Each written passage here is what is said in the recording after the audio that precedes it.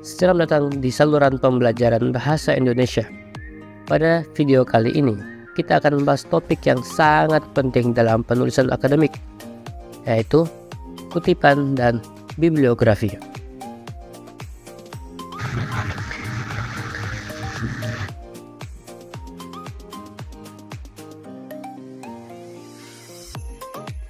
Ada 8 hal yang akan kita bahas: pengertian, fungsi, manfaat, tujuan, prinsip, poin penting, jenis, dan yang terakhir cara menulis kutipan.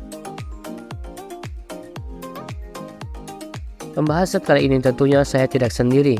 Saya akan dibantu dengan 7 orang teman saya. Yang pertama ada Mangkarang yang akan menjelaskan fungsi dan manfaat kutipan. Lalu Gede Adi yang akan membahas tujuan dan prinsip.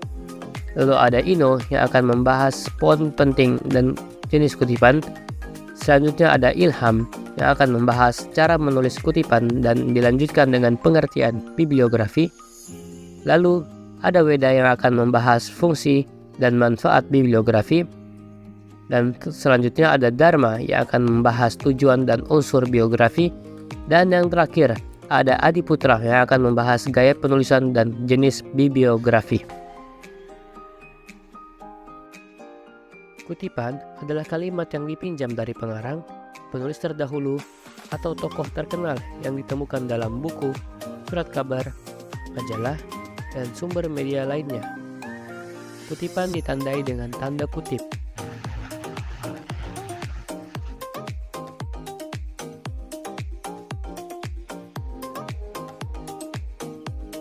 Menurut Kamus Besar Bahasa Indonesia, kutipan adalah pengambilalihan satu kalimat atau lebih dari sebuah karya tulisan lain yang dijadikan tujuan ilustrasi untuk memperkuat atau memperkokoh argumen yang terdapat dalam tulisan itu sendiri. Menurut beberapa ahli seperti Keraf, beliau mengatakan kutipan adalah bagian dari suatu pernyataan maupun pendapat yang telah terdokumentasi. Menurut Az-Zahari, kutipan merupakan bagian dari pernyataan, pendapat, buah pikiran, definisi, rumusan, atau penelitian dari penulis lain, atau penulis sendiri yang telah terdokumentasi serta dikutip untuk dibahas dan ditelaah berkaitan dengan materi penulisan. Menurut Hariwijaya dan Triton, mengutip merupakan pekerjaan yang dapat menunjukkan kredibilitas penulis. Oke, untuk mengukur pemahaman kalian, aku kasih kuis ya. Kuis yang pertama, manakah pernyataan yang tepat tentang kutipan? A. Kutipan adalah penggunaan ide atau kata-kata seseorang lain dalam karya tulisan kita. Atau B. Kutipan adalah penggunaan ide atau kata-kata kita sendiri dalam karya tulis kita. Jawabannya adalah A. Benar sekali. Fungsi 1. Sebagai landasan teori. 2. Penguat pendapat penulis. 3. Penjelasan suatu uraian. 4. Bahan bukti untuk menunjang pendapat. Penulis kutipan berfungsi 1. Untuk menunjang fakta, konsep, gagasan, atau untuk memberikan informasi tentang suatu data, gagasan, dan lain-lain yang relevan. 2. Untuk memberikan penjelasan tambahan tentang suatu masalah yang dikemukakan dalam teks atau untuk menjelaskan definisi istilah secara cermat. Kutipan juga berfungsi untuk menghindari plagiarisme, yaitu penggunaan ide, pendapat, atau karya orang lain tanpa memberikan pengakuan yang tepat dengan mengutip sumber secara dan menyertakan rujukan yang jelas. Penulis menunjukkan integritas dan etika akademik dalam penggunaan sumber eksternal. Fungsi utama dalam karya ilmiah menegaskan isi uraian atau membuktikan kebenaran yang diajukan oleh penulis berdasarkan bukti-bukti yang diperoleh dari literatur, pendapat, seseorang atau pakar, bahkan pengalaman empiris. Manfaat kutipan: menegaskan isi uraian untuk dapat membuktikan kebenaran dari sebuah pernyataan yang dibuat oleh penulis, untuk dapat memperlihatkan kepada pembaca mengenai materi dan teori yang digunakan oleh penulis, untuk dapat mengkaji interpretasi penulis terhadap suatu bahan atau teori kutipan yang digunakan, untuk dapat menunjukkan bagian atau aspek di dalam topik yang dibahas. Selanjutnya, tujuan kutipan. Jika pengertian kutipan, fungsi kutipan, dan manfaat kutipan telah dibahas, maka perlu diketahui bahwa kutipan juga memiliki tujuan. Tujuan ditulisnya kutipan dalam karya tulis, skripsi, artikel, dan lain sebagainya sebagai penguat atau pengokohan argumentasi dalam sebuah karya tulis atau karangan. Tujuan ditulisnya kutipan adalah sebagai berikut. Yang pertama, kutipan ditulis sebagai landasan teori dari karya ilmiah atau suatu karangan. Yang kedua, kutipan ditulis sebagai penguat argumen atau pendapat penulis. Yang ketiga, kutipan ditulis sebagai penjelasan dari suatu uraian terhadap materi atau teori yang sudah diambil. Yang keempat, kutipan bisa dijadikan sebagai bahan bukti untuk menunjang teori atau materi yang diangkat. Oleh sebab itu, penulis tidak perlu buang-buang waktu untuk meneliti dan menganalisis hal yang sebelumnya sudah diteliti oleh penulis lain. Selanjutnya, prinsip dalam membuat kutipan. Yang pertama, jangan mengadakan perubahan. Pada waktu melakukan kutipan langsung, pengarang tidak boleh mengubah kata-kata atau teknik dari teks aslinya. Bila pengarang menganggap perlu untuk mengadakan perubahan tekniknya, maka ia harus menyatakan atau memberi keterangan yang jelas bahwa telah diadakan perubahan tertentu. Misalnya, dalam naskah asli tidak ada kalimat atau bagian kalimat yang diletakkan dalam huruf miring atau digarisbawahi, tetapi oleh pertimbangan penulis, kata-kata atau bagian kalimat tertentu diberi huruf tebal, huruf miring, atau diregangkan. Yang kedua, bila ada kesalahan. Bila dalam kutipan terdapat kesalahan atau keganjilan, entah dalam persoalan ejaan maupun dalam soal-soal ketatabahasaan, penulis sudah boleh memperbaiki kesalahan-kesalahan itu. Ia hanya mengutip sebagaimana adanya. Demikian pula halnya kalau penulis tidak setuju dengan suatu bagian dari kutipan itu. Dalam hal ini, kutipan tetap dilakukan. Hanya penulis diperkenankan mengadakan perbaikan atau catatan terhadap kesalahan tersebut. Yang ketiga, menghilangkan bagian kutipan. Dalam kutipan-kutipan diperkenankan pula menghilangkan bagian-bagian tertentu dengan syarat bahwa penghilang bagian itu boleh mengakibatkan perubahan makna aslinya atau makna keseluruhannya. Yang selanjutnya yaitu hal-hal yang perlu diperhatikan dalam mengutip. Hal-hal yang perlu diperhatikan dalam mengutip diantaranya yang pertama yaitu ada penulis mempertimbangkan bahwa kutipan itu perlu. Yang kedua, penulis bertanggung jawab penuh terhadap ketepatan dan ketelitian kutipan. Yang ketiga, kutipan dapat terkait dalam penemuan teori. Yang keempat, jangan terlalu banyak mempergunakan kutipan langsung. Yang kelima, penulis mempertimbangkan jenis kutipan dan kaitannya dengan sumber rujukan. Secara umum kutipan dibagi menjadi dua jenis, yaitu kutipan langsung dan kutipan tidak langsung.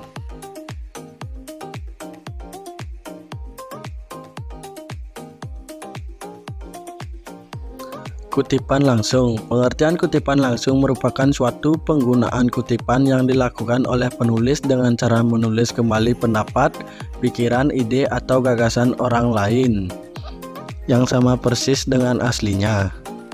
Ciri-ciri kutipan langsung. Ada beberapa ciri-ciri kutipan langsung, diantaranya adalah seperti tidak mengalami perubahan terhadap teks yang dikutip, menggunakan titik tiga berspasi jika terdapat bagian kata-kata dari kutipan yang dihilangkan karena alasan tertentu, menggunakan tanda sig apabila terdapat kesalahan dalam teks aslinya, dan yang terakhir menambahkan sumber kutipan menggunakan sistem APA, MLA atau sistem lainnya yang berlaku. Jenis-jenis kutipan langsung. Adapun kutipan langsung panjang dan kutipan langsung pendek. Kutipan langsung panjang harus sesuai dengan apa style American Psychology Association. Dan yang kedua harus sesuai dengan MLA style Modern English Association. Dan jenis-jenis kutipan langsung pendek. Yang pertama, panjangnya kurang dari 4 baris. Penulisan kutipan langsung panjang memiliki ciri-ciri, yaitu dipisahkan dari teks yang menggunakan spasi, diberi jarak rapat antar baris dalam kutipan, boleh diapit tanda kutip atau boleh tidak. Dan penulisan kutipan langsung pendek pun memiliki ciri-ciri, yaitu terintegrasi langsung dengan teks, berjarak antar baris yang sama dengan teks, diapit dengan tanda kutip, tidak lebih dari 4 baris. Dan berikut adalah contoh kutipan langsung. Seseorang yang tidak mengenal kesulitan akan selalu merasa bahagia dalam hidupnya.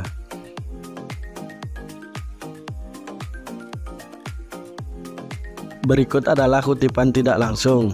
Pengertian kutipan tidak langsung merupakan penggunaan kutipan yang dilakukan oleh penulis dengan cara mengambil pendapat, ide, atau gagasan orang lain dan kemudian disampaikan dalam sebuah karya tulis dengan kalimat penulis itu sendiri. Ciri-ciri kutipan tidak langsung. Berikut ini adalah ciri-ciri kutipan tidak langsung. Yang pertama, mengalami perubahan kalimat pada teks yang dikutip. Dan yang kedua, tidak ada suatu perubahan ide, pikiran dari pendapat orang yang dikutip. Dan yang ketiga, disampaikan sesuai pemahaman penulis terhadap teori yang dikutip. Dan yang terakhir, diawali dan diakhiri dengan tanda petik 2. Berikut adalah contoh kutipan tidak langsung.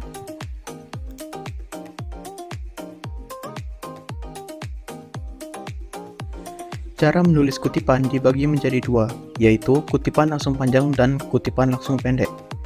Untuk cara menulis kutipan langsung panjang, yang pertama, penulisan kutipan dipisahkan dengan jarak 3 spasi dari teks.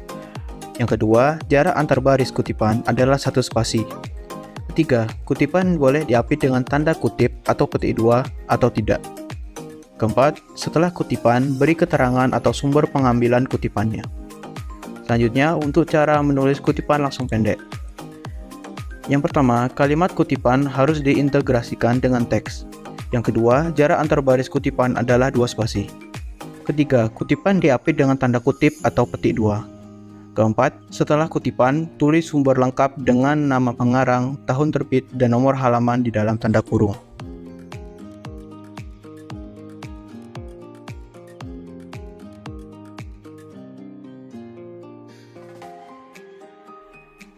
Sebelum kita lanjut, kuis dulu ya. Berikut adalah contoh kutipan yang benar adalah A. Pendidikan adalah senjata paling ampuh yang bisa kita gunakan untuk mengubah dunia. Atau B. Hidup adalah perjuangan dan kehidupan yang sebenarnya adalah perjuangan yang penuh makna, kata Bob Sadino. Benar, jawaban adalah B.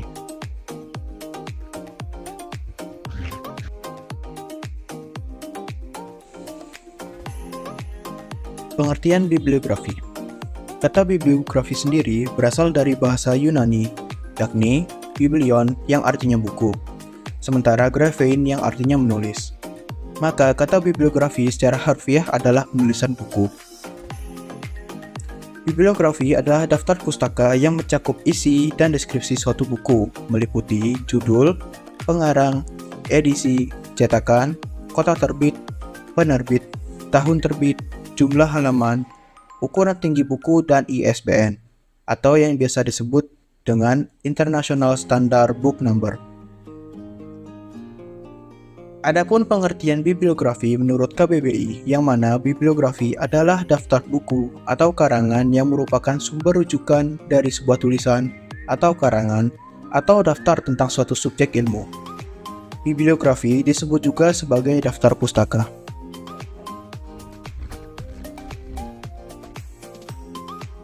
Nah, tadi kita sudah mempelajari pengertian bibliografi. Sekarang, lanjut ke fungsi dan manfaat bibliografi. Kita ke fungsi terlebih dahulu. Fungsi bibliografi biasanya ditempatkan pada akhir karya tulis atau penelitian dan digunakan untuk memberikan pengakuan kepada penulis atau sumber-sumber yang dikutip. atau digunakan dalam penyusunan karya tersebut. Lanjut ke manfaat bibliografi, yang pertama ada referensi dari sumber informasi, yang kedua ada keabsahan dan kredibilitas, yang ketiga ada memperkaya pengetahuan, yang keempat ada mencegah plagiarisme, yang kelima ada penelusuran dan reproduksi.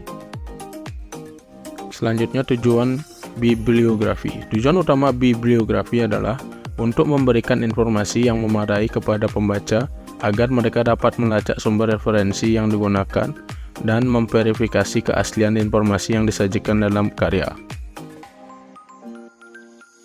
Lanjut ke kuis ketiga. Apa manfaat dari menyertakan bibliografi dalam karya tulis? A. Membantu penulis untuk menemukan sumber informasi baru. Atau B. Membantu pembaca untuk melacak dan memverifikasi informasi yang digunakan. Jawabannya adalah B.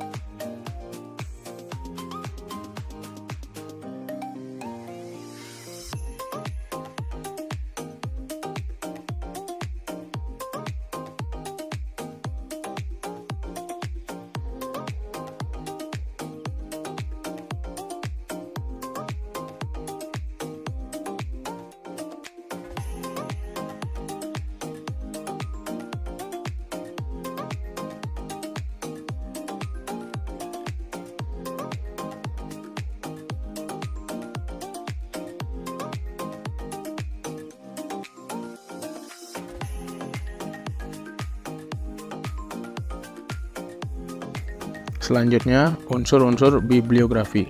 Unsur-unsur yang umumnya terdapat dalam sebuah bibliografi adalah 1. Nama penulis, merupakan nama atau penyusun karya yang dikutip. 2. Judul sumber, yaitu judul buku, artikel, atau dokumen yang dikutip. 3. Tahun publikasi, merupakan tahun ketika sumber tersebut diterbitkan. 4. Nama penerbit, ialah nama perusahaan atau institusi yang menerbitkan karya tersebut. 5. Tempat penerbitan, yang merupakan kota atau lokasi di mana karya tersebut diterbitkan. Yang keenam atau yang terakhir, nomor halaman, yaitu halaman spesifik dalam sumber yang dikutip. Jenis-jenis penulisan bibliografi. Terdapat 3 jenis, yaitu ada American Psychological Association, yang kedua ada Modern Language Association, yang ketiga ada Chicago Style. American Psychological Association, bibliografi dalam gaya apa adalah daftar referensi yang mengikuti aturan penulisan yang ditetapkan oleh American Psychological Association. Ini mencakup informasi tentang sumber-sumber yang digunakan dalam satuan karya tulis seperti buku, jurnal, artikel, dan sumber online. Gaya penulisan ini memiliki format dan tata letak yang spesifik untuk setiap jenis sumber. Contoh buku, nama penulis, tahun publikasi, judul buku, tempat penerbitan, nama penerbit. Contoh, Prasetya 2018, Psikologi Sosial, Jakarta Pusat Utama. Artikel jurnal, nama penulis, tahun publikasi, judul artikel, judul jurnal, volume, jumlah nomor, halaman. Contoh, Wulandari A, S, dan Pranomo R 2021. Peran keluarga dalam membentuk kemandirian anak usia dini. Jurnal Psikologi 10 dalam kurung 2 112 128.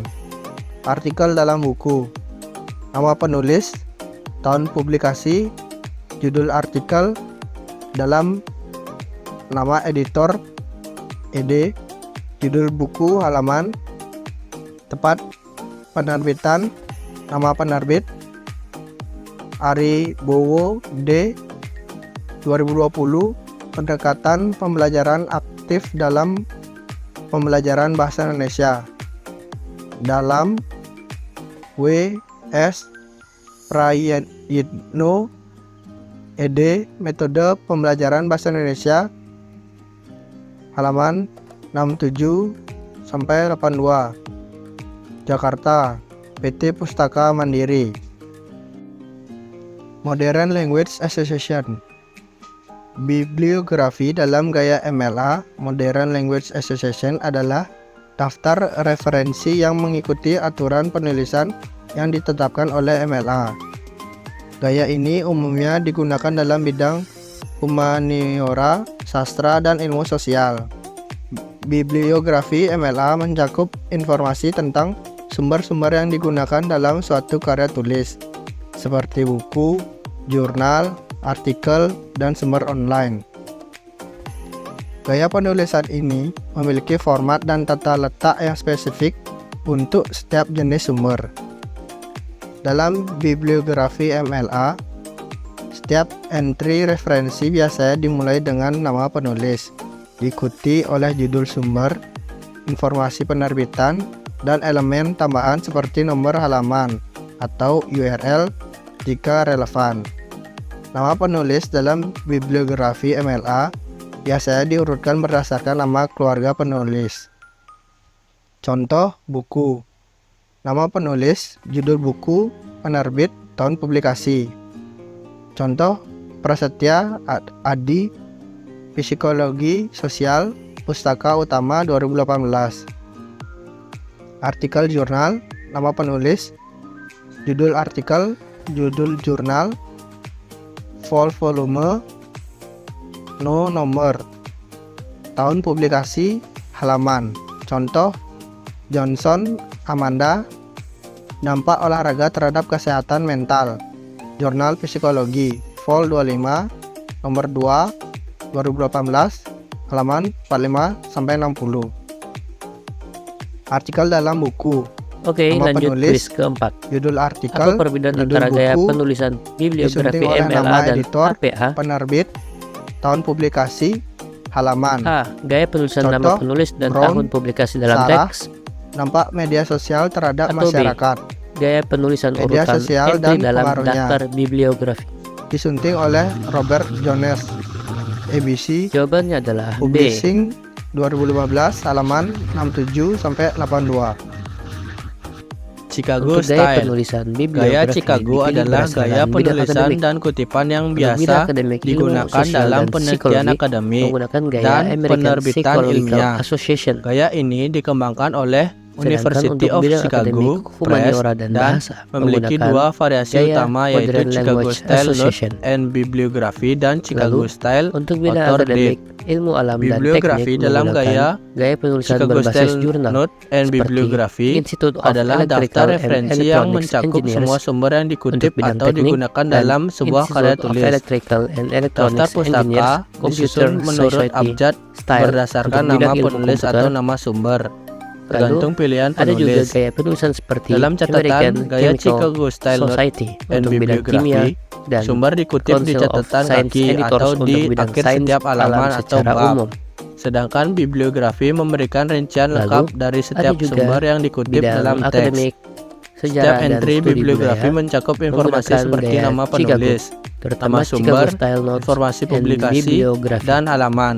Contoh, buku, nama penulis, judul, kota penerbit, tahun publikasi.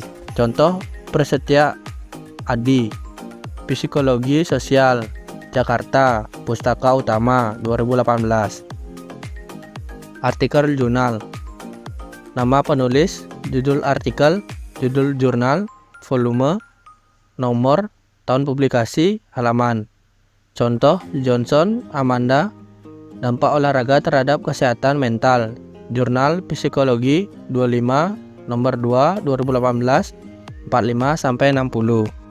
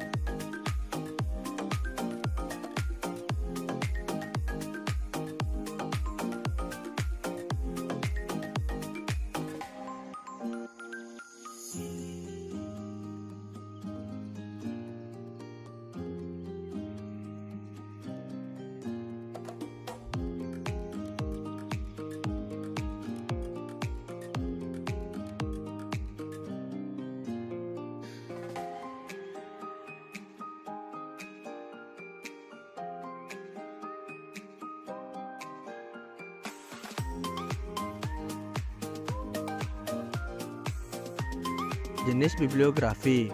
Terdapat dua jenis bibliografi, yaitu berdasarkan penyajian dan berdasarkan cakupan.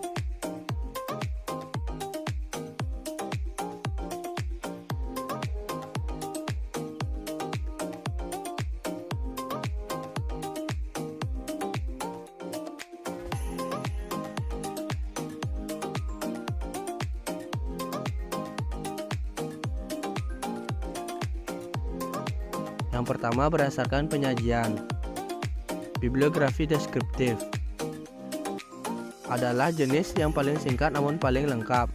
Meskipun singkat, tetap bisa melihat gambaran dari bahan pustaka. Jadi, tetap bisa mengetahui apakah pustaka tersebut diambil dari buku, artikel, ataupun dari jurnal.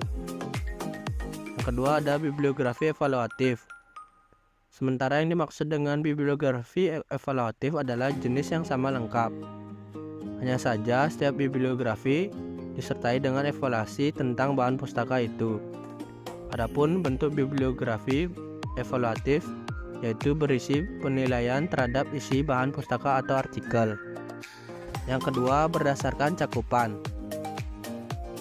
Bibliografi retrospektif adalah bahan pustaka yang diambil pada zaman dahulu. Dengan kata lain, bibliografi ini tidak diambil dari sumber 10 tahun terakhir. Bibliografi current ada juga yang disebut dengan bahan pustaka yang ditulis dengan penulisan terbitan yang sedang atau masih terbit. Jadi sifatnya lebih update dan terbaru. Bibliografi selektif. Sesuai dengan namanya, jenis bibliografi yang diambil berdasarkan seleksi terhadap terbitan yang keluar, di mana peneliti atau penulis mengambil bahan pustaka berdasarkan tema atau kepentingan yang sama. Bibliografi subjek. Mungkin kamu juga pernah mendengar bibliografi subjek.